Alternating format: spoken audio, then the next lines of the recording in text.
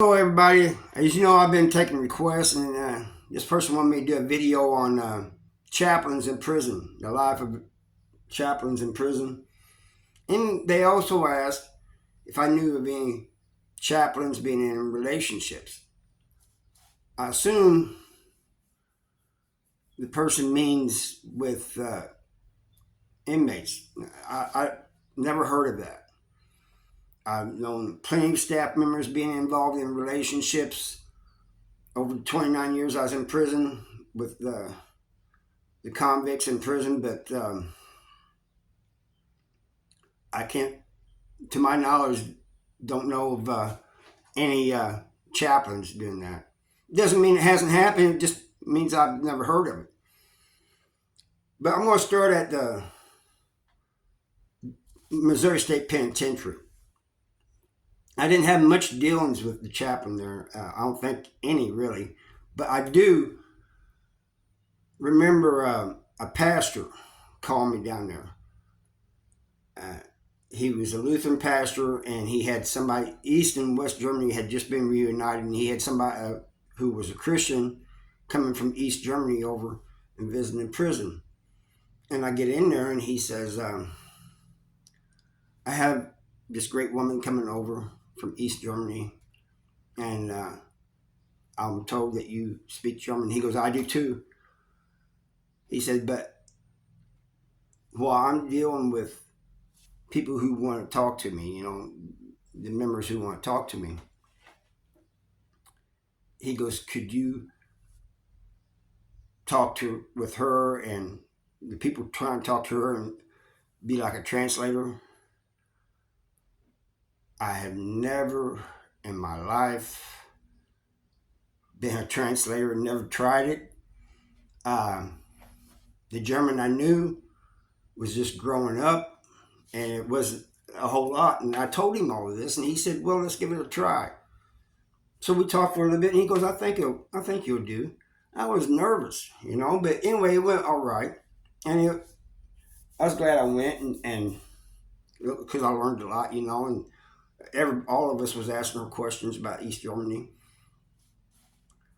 Then I was in Farmington, and chaplains, they're there for a number of reasons, not just to organize religious things and stuff, but they do a lot, and probably more than I think they know.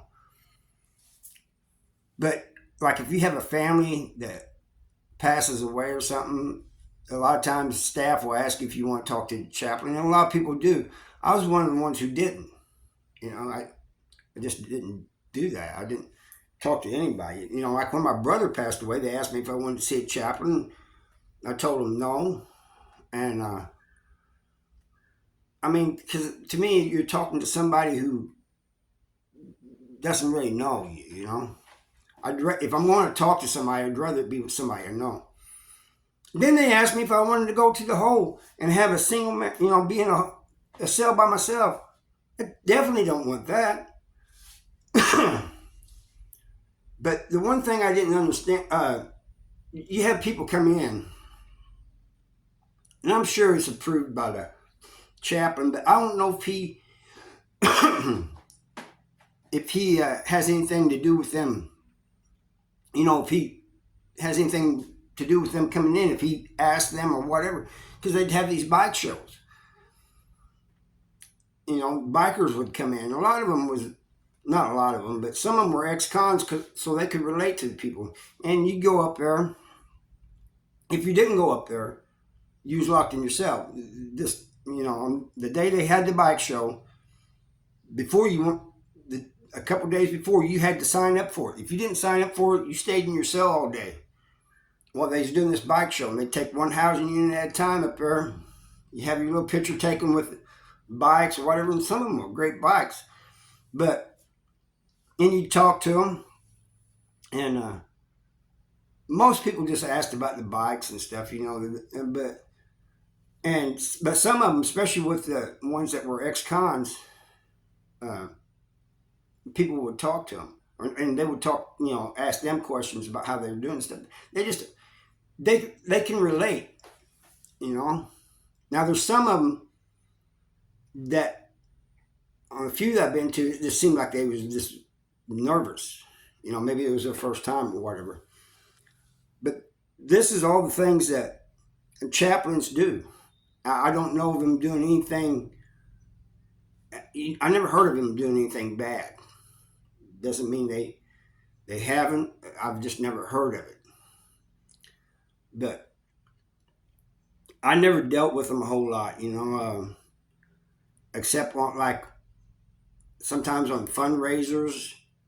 They'd have these banquets and stuff, and I'd see them there and I'd talk to them. I talked to one, I think, one time in Farmington, but that was because they had me see a psychiatrist because I snapped on everybody in the wing.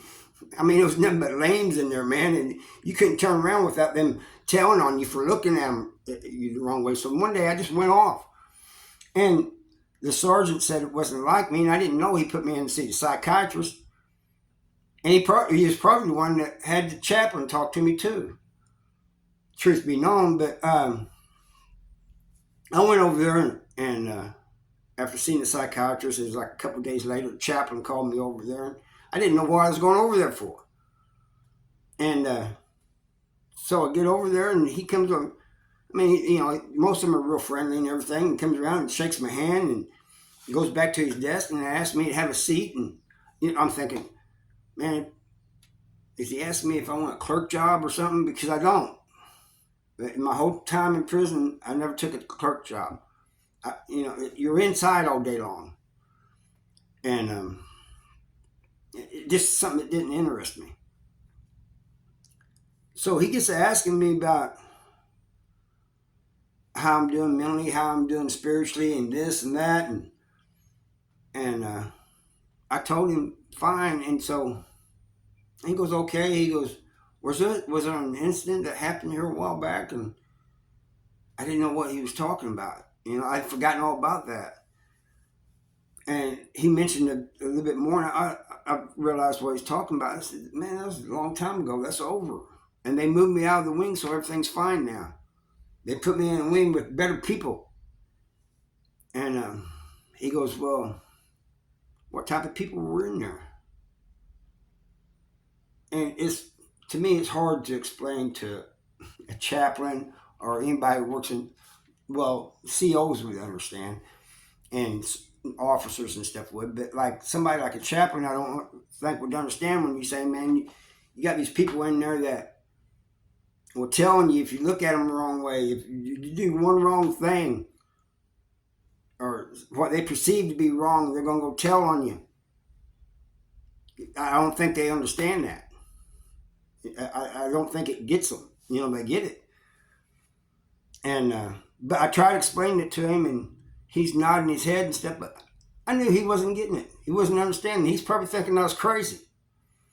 And so anyway, that's my story about chaplains. I ain't got much to say about them.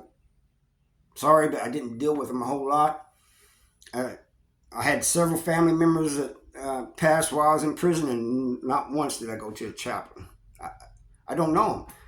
I'd feel more at ease talking with my cellie about that than I would who I've known for years, or somebody I knew for years. I'd feel more at ease talking to them about that than I would somebody I never talked to.